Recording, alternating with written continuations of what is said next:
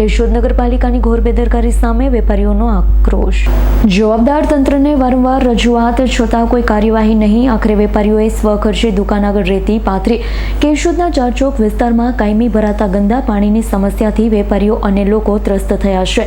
કેશોદ નગરપાલિકાના જવાબદાર સત્તાધીશો સમક્ષ નજીકના વેપારીઓ દ્વારા મૌખિક તેમજ લેખિત રજૂઆત કરવામાં આવી હોવા છતાં સમસ્યાનો કોઈ કાયમી ઉકેલ આવ્યો નથી। દુકાનોની આસપાસ લાંબા સમયથી પાણી ભરાઈ રહેતા મચ્છરોનો ઉપદ્રવ વધ્યો છે, જેના કારણે ગ્રાહકો પણ દુકાનો પર આવતા ખચકાતા હોવાના વેપારીઓના આક્ષેપ। નગરપાલિકાના સત્તાધીશો દ્વારા કોઈ નક્કર કાર્યવાહી કરવામાં ન આવતા આખરે વેપારીઓએ પોતાના ખર્ચે રિક્ષામાં રેતી અને ધૂળ ભરી લાવી દુકાનોની આગળ પાથરવાની ફરજ પડી। સવાલ એ છે કે ચાર ચોકથી માત્ર 100 ફૂટ જેટલા અંતરે નગરપાલિકાનો ગેટ હોવા છતાં શું જવાબદાર સત્તાધીશોના સમસ્યા દેખાતી નથી કે પછી સમસ્યા નજરે પડતી હોવા છતાં આખાડા કાન કરી લોકોની સમસ્યાની અવગણના કરવામાં આવી રહી છે। એક તરફ કેશોદની જનતા પોતાના મતથી સત્તાધીશોને ખુરશી પર બેસાડે છે, તો બીજી તરફ જનતાની સમસ્યાનો ઉકેલ માટે વેપારીઓને પોતાના ખર્ચે કામગીરી કરવી પડે છે। આખરે કેશોદ નગરપાલિકા ક્યારે જાગશે? કાયમી પાણી ભરાવાની સમસ્યાનો ઉકેલ કોણ લાવશે? શું વેપારીઓને દરેક સમસ્યાનો ઉકેલ પોતાના ખર્ચે જ લાવવો પડશે? વેપારીઓનું કહેવું છે કે સત્તાધીશો તરફથી માત્ર આજે થશે, કાલે થશે જેવા જવાબ આપવામાં આવે છે। ત્યારે હાલ જોતા એવું જણાઈ આવે છે કે કેશોદની જનતા ફક્ત રામ ભરોસે હોય તેવું જોવા મળી રહ્યું છે।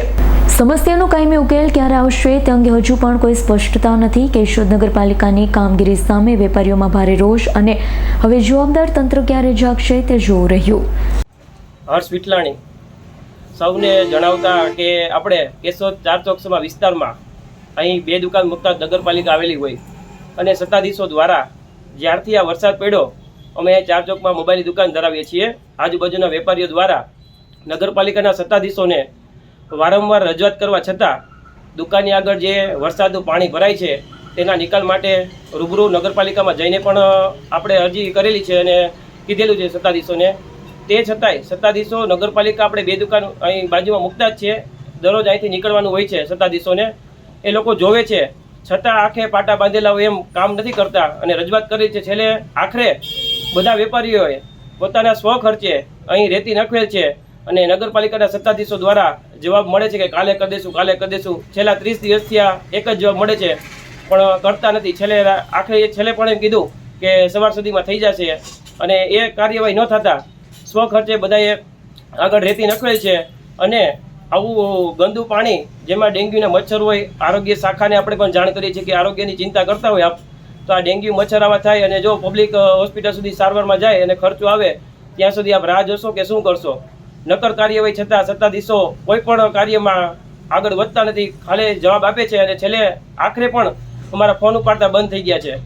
તો નગરપાલિકા સત્તાધીશોને એક જ સૂચના કે આ કેશોદ શહેરની સમસ્યામાં આપ ધ્યાન દોરો અને આગળ આવો।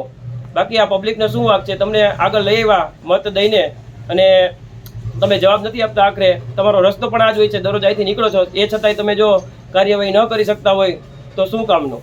અસ્તુ, જય હિન્દ। રાવલિયા મધુનો રિપોર્ટ, S9 ન્યૂઝ, જૂનાગઢ। અમારી તમામ માહિતીથી અપડેટ રહેવા માટે જોડાયેલા રહો S9 ન્યૂઝ સાથે।